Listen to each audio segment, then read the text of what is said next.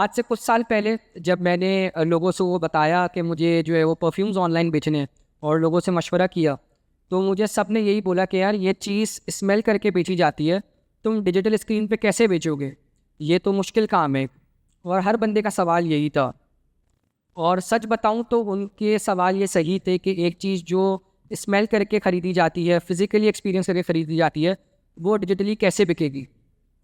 But मैं as a young boy जब मैंने ये चीज़ शुरू की थी, तब मेरा कोई क्योंकि फैमिली बैकग्राउंड बिजनेस का नहीं था और बहुत ज़्यादा इन्वेस्टमेंट नहीं थी, और सिर्फ मार्केटिंग स्किल्स थे डिजिटल मार्केटिंग के जो मैंने यूट्यूब से सीखे थे। तो एक क्यूरियोसिटी थी कि क्या होगा अगर ये चीज़ कामयाब हो जाए। और क्योंकि इस इवेंट की थीम है अदर साइड, तो मेरी भी अदर साइड की क्यूरियोसिटी यही थी कि क्या होगा अगर इस जर्नी की अदर साइड जो है वो सक्सेसफुल हो गई। क्या होगा अगर लोग अपने आप पे ट्रस्ट करें, अपने इंस्टिंक्ट्स पे ट्रस्ट करें और अपने डिसीजन मेकिंग पे ट्रस्ट करें और हमारे ब्रांड पे ट्रस्ट करें और ऐड टू कार्ट करें अपने डिजिटल स्क्रीन्स पे। और इस तरह सेंस एंड सीक्रेट्स का कुछ साल पहले सफ़र शुरू हुआ। जब सफ़र शुरू हुआ तो ज़ाहिर है बहुत सारे चैलेंजेस आए।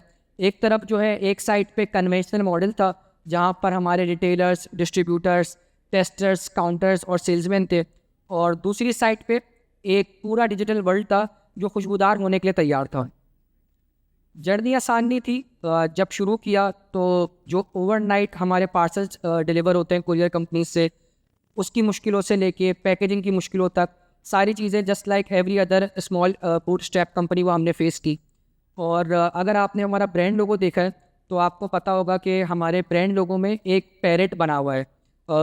टाइम्स ऐसे भी आए, इतने भी स्ट्रगल्स किए कि एक टाइम पे वो पैरेट जो है वो टाइट पिजन लगने लगा था, स्पेशली ड्यूरिंग कोविड।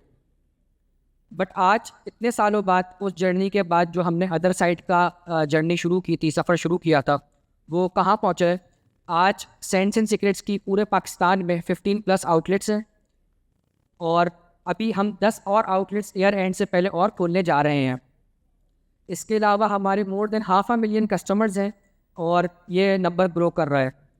जब मैं अपनी इतने साल की जर्नी पे देखता हूँ एक ऐसी जगह से जहाँ पर मैंने जो स्किल्स यूज़ किए, जो मैंने सीखे थे यूट्यूब पे, अपने लैपटॉप पे, किसी इंस्टीट्यूट से नहीं सीखे थे, किसी फॉर्मल एजुकेशन से नहीं सीखे थे, और ऐसी जगह से जो है स्टार्ट किया जहाँ पर इन्वेस्टमेंट ज़्यादा नहीं होती, फैमिली बैकग्राउंड जो है वो बिज़नेस का नहीं था।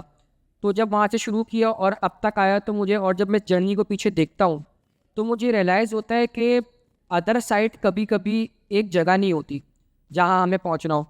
अदर साइड एक जर्नी होती है, एक प्रोसेस होता है, एक सफ़र होता है, जहाँ पर बहुत सारे सेल्फ डाउट्स फेस करने पड़ते हैं, जहाँ पर अपने कंफर्ट जोन से बाहर आना पड़ता है, और जहाँ पर बहुत सारी ऐसी चीज़ें करनी पड़ती हैं जो पहले कभी नहीं हुई।